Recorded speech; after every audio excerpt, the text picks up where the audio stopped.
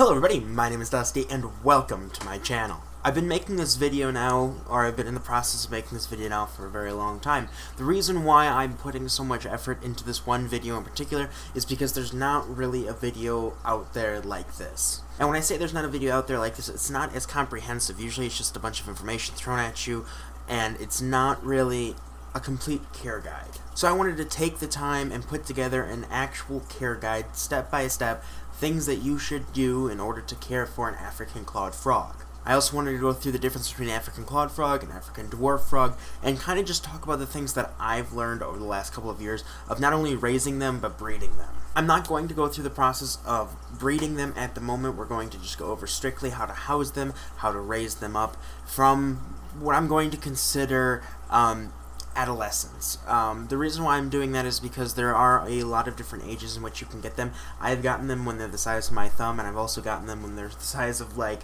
my fist. So I don't want to say that this is a 100% across the board comprehensive care guide. It is a very comprehensive care guide, but there are those little things that get in the way where it might not be as specific as it needs to be for your direct needs. Before we begin, I'm going to tell you how I got into African clawed frogs and why I love them so much. One of my friends at the time really wanted a fish tank, so we got a 3-gallon fish tank for her. We set it up, and this was long before I kept fish. So we got her this tank, and we got what we thought was an African dwarf frog, put it in the tank with a bunch of nano fish, maybe like some nano tetras, cardinal tetras, things of that nature. I think we threw in a couple of guppies. I don't know, all I know is it was overstocked for one, it was too small for two, and also we got the wrong frog. Doing research, a lot of videos pop up, but usually they're for African dwarf frogs and not African clawed frogs, so we didn't know there was a difference. We just kind of took that information and said, oh, this is what we have, it's a frog, that's a frog,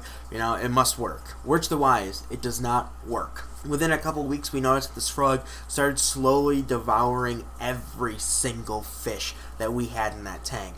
We ended up naming it Alfred, after Alfred Hitchcock, because of the horror films. We thought it was just a horror scene when we looked at it. There was always some portion of a dead fish floating somewhere, or it would chew off all of their fins. And, you know, at first we really didn't think anything of it as in like, oh, it's the frog. We thought maybe there was some aggression and it would figure itself out. And it didn't. My friend kept adding fish, and those fish kept getting eaten, and the only thing that was kind of like consistent between the time the fish were alive and the fish were dead was the frog.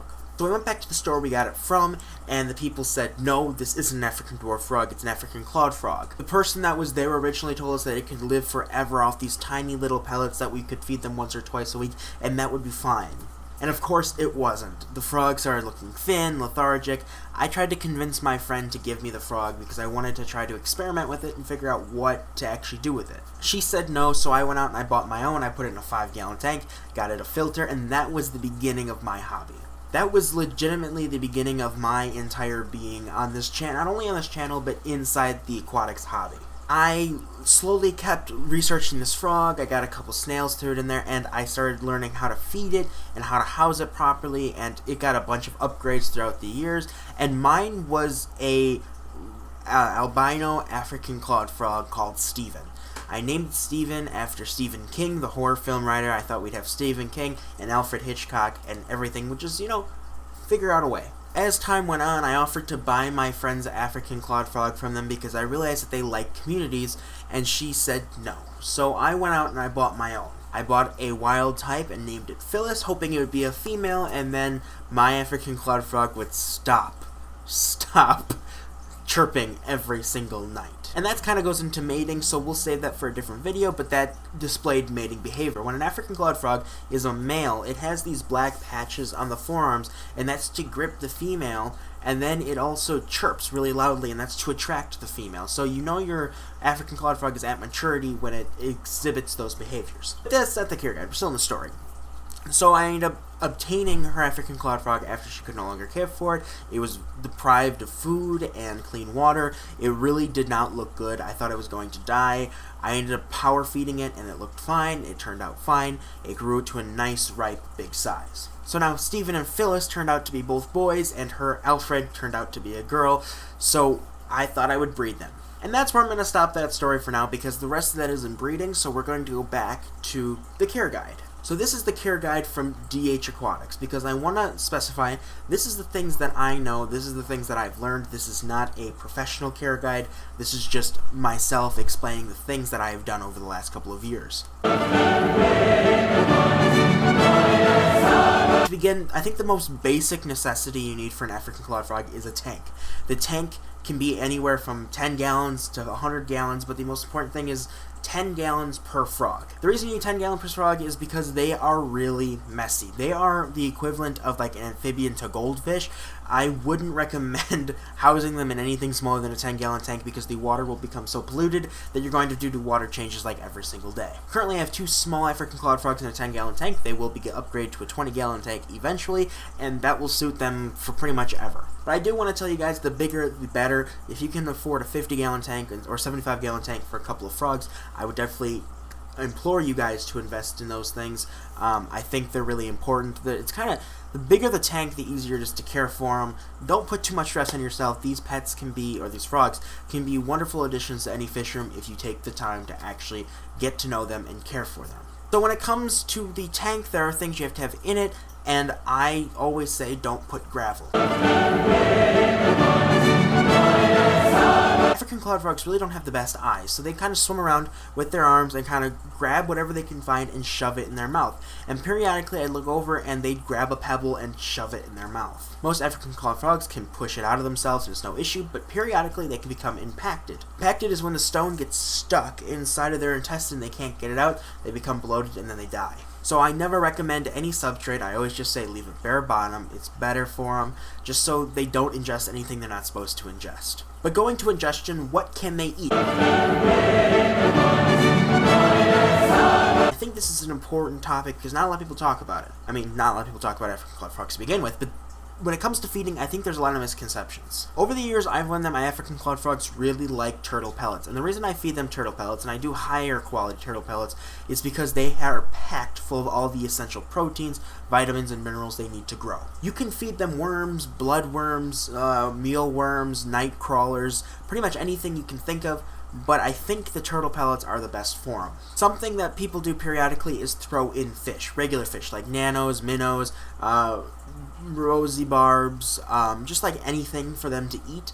I don't recommend doing that. Not only can they choke, and not only can the fish attack them, it also is hard on their digestive system. They can't really digest fish bone. So when you put those fish in there and they catch them, you're kind of already putting them at a disadvantage because now they have to digest all of those bones. That's not saying you can't feed the frogs fish, but what I do is I give them ghost shrimp. Ghost shrimp are 40-50 cents a piece. I go out and buy a dozen and I throw them in there and they'll hunt them periodically. And you know, usually the African clawed frogs can catch them eventually, but right now, out of a dozen I have in there, I have 2 that are really quick and the African clawed frog can't see them and they move really slow, so they're probably going to be in there for a while. Speaking of movements, it's important to have a lid on your tank. African clawed frogs are not afraid to jump.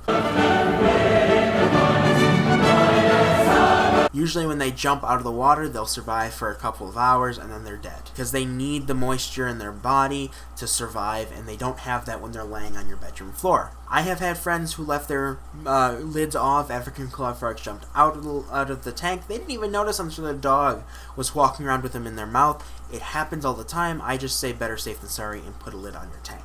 When it comes to filtration, I always say the bigger the better.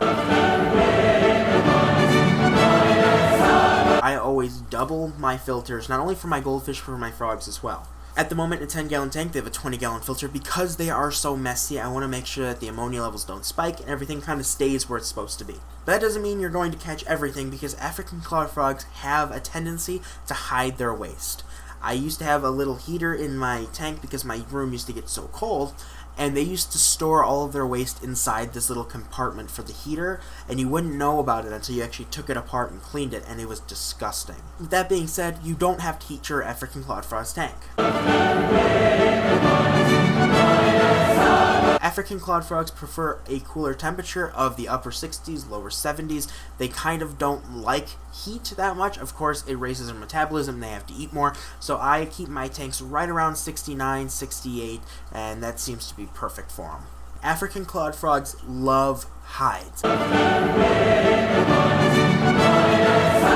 If If you can provide as many hides as possible for them, they will be the happiest frogs on earth. While they are small, they hide all the time. Because in nature they're hunted all the time, they hide. It's kind of like, to compare it to a clown loach, clown loaches are very sensitive. They won't come out unless they see another fish or frog or something out.